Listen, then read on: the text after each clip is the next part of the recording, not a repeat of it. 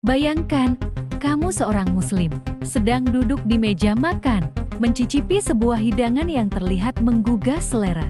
Semua orang tertawa, suasana hangat, tapi tiba-tiba seseorang berbisik, "Itu daging babi." Sekejap, jantung berdegup kencang. Bukan hanya soal rasa ini tentang keyakinan, prinsip, dan identitas. Apalagi, momen itu terekam kamera, tersebar di media sosial, dan jadi konsumsi publik. Reaksinya gak main-main. Ada yang melihatnya sebagai hal biasa, menganggap ini bagian dari perbedaan budaya.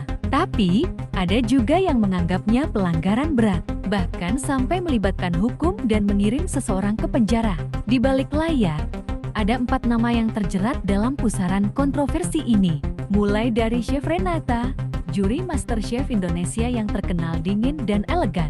Lina Mukherjee, seleb TikTok dengan gaya bicara ceplas-ceplos yang viral. Jeffrey Nicole, aktor muda yang sering bikin heboh dengan aksi nyelenehnya.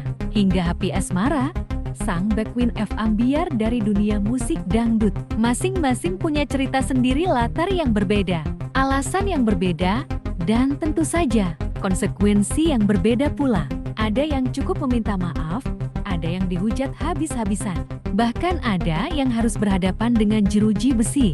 Nah, di video kali ini, selama 10 menit ke depan, kita akan membongkar satu persatu kisah mereka. Kita akan lihat kronologinya, apa kata publik, dan bagaimana mereka menghadapi badai ini. Plus, kita juga akan belajar satu hal penting. Bagaimana media sosial bisa jadi penyelamat atau justru penghancur karir. Jadi, duduk manis, siapkan pikiran terbuka, dan pastikan kamu nonton sampai akhir. Karena kisah ini bukan cuma soal makanan, tapi juga tentang harga diri, pilihan hidup, dan badai opini publik yang bisa menimpa siapa saja. Pertama, Chef Renata Mulu. Pertama-tama, kita mulai dengan sosok yang tak asing di layar kaca dan media sosial. Chef Renata Mulu, juri MasterChef Indonesia ini dikenal dengan karakternya yang kalem, elegan, dan penuh wawasan kuliner. Namun, satu video pendek tanpa disangka mengubah persepsi banyak orang. Video itu diunggah akun TikTok @Andri, menampilkan Renata bersama Chef Yuna santai mencicipi babi panggang Ambawang, kuliner khas Kalimantan Barat. Dalam sekejap, netizen yang mengetahui bahwa Renata selama ini adalah seorang muslim pun melontarkan pertanyaan tajam. Chef Renata kok makan itu? Bukannya dia muslim? Islam KTP? Ya? Tulis salah satu komentar sarkastik. Respons publik pun terbagi. Sebagian menghujat menyebut tindakan tersebut sebagai pengkhianatan terhadap ajaran agama. Namun, pendukungnya muncul juga. Terserah dia mau makan apa saja. Urusin hidupmu sendiri dulu, tulis seorang netizen, menegaskan bahwa agama adalah hal personal. Tak tinggal diam, Renata memberikan respons elegan dan tegas melalui Instagram. Ia mengunggah foto estetik bertema alam, disertai caption yang menyindir pedas. Di sini ada banyak manusia cerdas dan intelek, tapi pepatah bilang tong kosong nyaring bunyinya. Jadi, yang kurang cerdas itu lebih terdengar saja. Secara ilmiah, yang masuk lewat mulut itu tergolong privat. Fotonya bagus kan, tapi boleh ya. Kalimat ini kemudian jadi bahan pembicaraan dan meme, seolah menantang siapa saja yang cepat menilai tanpa tahu konteks. Dari sudut pandang agama, tokoh publik seperti Ustaz Abdul Somad memberikan penjelasan yang menarik. Menurutnya, memang babi itu haram, tapi tidak selamanya haram untuk dimakan dalam kondisi darurat, seperti saat nyawa terancam dan tidak ada makanan halal tersedia. Islam memperbolehkan, babi itu haram, tapi makan babi tidak selamanya haram. Jika pilihan antara makan atau mati, maka makan diperbolehkan. Tegasnya, sangat penting dicatat bahwa kondisi yang dialami Renata lurus menikmati kuliner khas saat tak dalam situasi ekstrem. Tentu tidak bisa disamakan dengan skenario darurat tersebut. Jadi kontroversi ini tangkas menyentil dua hal utama: sensitivitas agama dan publik figur, serta perbedaan antara norma teologis dengan kebebasan pribadi. Kedua, Lina Mukherjee. Selanjutnya, kita pukul fokus ke kisah yang paling menghebohkan. Lina Mukherjee, seorang selebgram dengan gaya bicara khas, sering muncul dalam video singkat non-ekspresif di media sosial. Pada suatu hari, Lin membagikan konten yang kemudian memicu gempar. Ia tengah makan kulit babi, sambil mengucapkan kata bismillah di depan kamera. Tangkapannya simpel, tapi resonansinya luar biasa. Publik pun bereaksi keras, menilai tindakan itu sebagai bentuk penistaan agama. Dalam beberapa retweet dan kolom komentar, banyak yang menyinggung bahwa ucapan bismillah digunakan tanpa benar-benar memahami maknanya, menciptakan kemarahan yang cepat terbakar. Hasilnya Lin dijerat hukum, dan pengadilan akhirnya memvonisnya 2 tahun penjara, ditambah denda sebesar 250 juta rupiah, yang bisa diganti subsidi 3 bulan kurungan jika tidak dibayar. Tuduhan yang dikenakan adalah menyebarkan kebencian berbasis agama melalui konten digital, merujuk pada pasal 28 ayat 2 dan pasal 45 bukaan diafragma ayat 2 Undang-Undang ITE. Kasus ini menarik perhatian media internasional. Lebih dari 9 media asing, termasuk BBC, Today Online, dan SCMP, melaporkan kisah Lin, menyoroti betapa sensitifnya batas antara kebebasan berekspresi dan norma keagamaan di platform digital. Namun, kisah Lin tidak berhenti di pengadilan. Pada 20 November tahun 2024, Lin dibebaskan secara bersyarat dari lapas perempuan kelas kedua Palembang.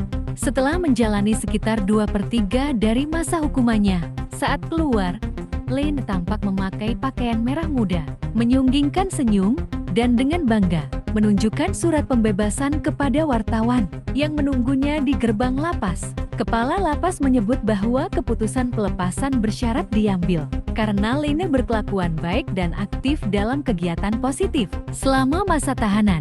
Dalam siaran langsung TikTok beberapa waktu lalu, Lin berbicara terbuka. Penjara itu bukan tempat nyaman, tapi aku berusaha nggak menyerah. Banyak refleksi, banyak bersyukur, dan mencoba menciptakan hal-hal positif. Bahkan, sebuah kerajinan tangan bantal kreatif hasil karyanya saat di dalam penjara sempat viral dan mengundang simpati dari publik. Pernyataannya sesaat setelah bebas sempat menyita perhatian. Saya merasa diperlakukan seperti melakukan kejahatan besar, padahal ini hanya kesalahan dalam konten. Seharusnya hukum itu adil, bukan seberat ini. Respon ini memicu gelombang dukungan di kalangan followersnya. Banyak yang memuji keberanian dan keinginannya untuk memperbaiki diri. Tentu, tidak sedikit pula yang mempertanyakan, apakah hukuman itu terlalu berat? Bagaimana seharusnya batas antara ekspresi digital dan nilai-nilai agama digariskan? Kasus ini akhirnya memicu diskusi luas tentang perlunya edukasi digital yang lebih baik, bukan hanya tentang teknologi, tapi juga konteks budaya dan agama. Ketiga, Jeffrey Nicole. Sekarang kita beralih ke cerita ketiga Jeffrey Nicole, aktor muda yang dikenal karena kemampuan akting dan juga kisah pribadinya yang kerap menghebohkan media. Kali ini, kontroversinya datang dari pengakuannya soal konsumsi daging babi. Dalam sebuah podcast terkenal, Vindes yang dipandu oleh Vincent dan Distay, Jeffrey menceritakan bahwa dirinya harus menaikkan berat badan sebanyak 10 kg. Untuk persiapan laga tinju lawannya, El Rumi, gue naikin berat badan sampai 10 kg biar seimbang sama beratnya El Rumi, jelas Jeffrey kepada host. Untuk mencapai target itu, Jeffrey mengubah pola makan, khususnya memperbanyak konsumsi daging. Namun kemudian ia menyampaikan pengakuan yang mengejutkan, banyak makan daging sih, beberapa iya babi. Rekan host, Vincent dan Distay, sontak merasa bingung. Mereka menduga Jeffrey bukan Muslim, namun Jeffrey justru menegaskan keyakinannya, Muslim sih. Momen itu menciptakan keheningan canggung, sekaligus mengundang tawa dan protes di studio. Pengakuan ini menimbulkan gelombang reaksi. Ustadz Suyiri Sulaiman, yang dikenal sebagai dakwah influencer, menyampaikan tanggapan menyentak. Semua orang tahu hukum babi, bahkan non-muslim pun paham itu haram, tapi bangga dengan dosa sendiri, dan lalu membagikannya ke publik itu sebuah kebodohan. Komentar ini mewakili banyak reaksi masyarakat. Sebagian besar syah, ada pula yang menyesalkan. Jeffrey mengumbar perilaku yang bertentangan dengan syariat, terutama saat ia adalah figur publik dengan status muslim.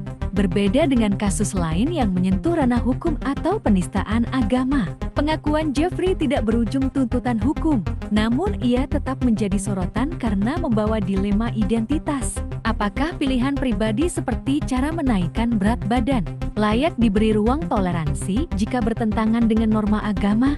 Media dan netizen bereaksi dengan rasa campur aduk. Ada yang mencibir, ada juga yang mempertanyakan konsistensi norma dan identitas. Kontroversi ini mencerminkan betapa sensitifnya topik makanan haram di Indonesia. Lebih dari sekadar soal rasa, tapi soal simbol identitas dan tanggung jawab. Keempat, Happy Asmara. Kita akhiri dengan cerita yang paling mengejutkan sekaligus menggelitik. Happy Asmara, sang pedangdut yang lagunya rungkat, pernah meledak di mana-mana. Kali ini bukan musik yang bikin heboh, tapi sebuah momen live di Taiwan yang berubah jadi viral karena makan daging babi tanpa disengaja. Happy sedang melakukan siaran langsung dari hotel tempatnya menginap. Di Genggelan, ia sedang menyantap makanan dalam kemasan menggunakan sumpit. Dengan ekspresi santai dan yakin, daging sapi, empuk tidak jinje. Katanya, berharap itu memang daging sapi. Tapi semua berubah saat komentar dari netizen mulai membanjiri layar. Mereka bilang, itu daging babi, bukan sapi. Wajah Happy langsung pucat. Suaminya, Gilga Sahid, yang terdengar dari samping layar, spontan bertanya, "Loh, babi? Iban?" Happy menjawab setengah panik, "Nggak tahu." Tulisannya beef, ujarnya, meski kemasannya ternyata dalam huruf Mandarin bukan bahasa Inggris. Tak lama kemudian, ia langsung buru-buru ke kamar mandi dan memuntahkan apa yang baru saja dimakan. "Rasanya tenggorokanku kayak nggak rela gitu." Pengakuannya mencerminkan reaksi manusiawi saat terkejut. Namun, yang bikin heboh bukan cuma reaksinya. Happy juga terlihat santai menutupnya dengan candaan. "Namanya orang beli, nggak mungkin cek dulu. Tapi, enak, cah. Penting nggak sengaja." Saking hebohnya, warganet pun ramai memberikan komentar menenangkan. Terutama karena ia beragama Islam dan kesalahan ini benar-benar tidak disengaja. Banyak yang bilang, nggak apa-apa kalau tidak tahu, atau mendorongnya untuk tetap menguatkan niat. Dari sudut pandang Islam, ada kejelasan soal ini. Jika seseorang secara tidak sengaja memakan daging babi, maka ia tidak dianggap berdosa. Ini ditegaskan oleh Kh. Wahyul Afif Al-Ghafiqi, yang menyarankan istighfar dan membersihkan mulut dengan cara tertentu. Misalnya membasuh 7 kali dengan debu, sesuai pandangan fiqh. 4 cerita tadi dengan latar belakang, emosi, dan konsekuensinya masing-masing mungkin terdengar ringan bagi sebagian orang, tapi sebenarnya menyimpan pelajaran besar. Makanan yang seharusnya jadi sumber energi dan kebahagiaan, ternyata bisa menjadi simbol identitas yang sangat sensitif di tangan publik, apalagi di era media sosial yang serba cepat. Makanan bisa berubah jadi bahan kontroversi, perdebatan, bahkan penghakiman massal hanya dalam hitungan detik. Ada yang bersinggungan dengan kepercayaan, ada yang bersentuhan dengan hukum, dan ada juga yang memicu gelombang opini hanya karena satu momen kecil terekam kamera. Belajar dari pengalaman mereka, kita diajak untuk tidak sekadar menertawakan atau menghakimi, tapi melihat lebih dalam tentang toleransi, kebebasan berekspresi, dan batasan hukum yang perlu dipahami. Bahwa di balik setiap potongan berita, ada sisi manusiawi, rasa takut, penyesalan, atau bahkan kebingungan yang wajar. Kalau kamu merasa naskah ini membuka perspektif baru, bantu kami terus berkarya dengan menekan tombol like, subscribe, dan aktifkan lonceng notifikasi supaya kamu nggak ketinggalan video-video seru dan penuh insight lainnya. Dan aku penasaran dari 4 kisah ini, mana yang paling bikin kamu mikir ulang soal cara kita menilai orang lain? Apakah yang soal kesalahan membaca label makanan? Atau justru yang menyangkut aturan hukum? Tulis pendapat kamu di kolom komentar, karena siapa tahu, diskusi kita di sini bisa jadi awal dari cara pandang baru yang lebih bijak. Sampai jumpa di video berikutnya. Tetap kritis, tetap waspada, tapi jangan pernah kehilangan empati.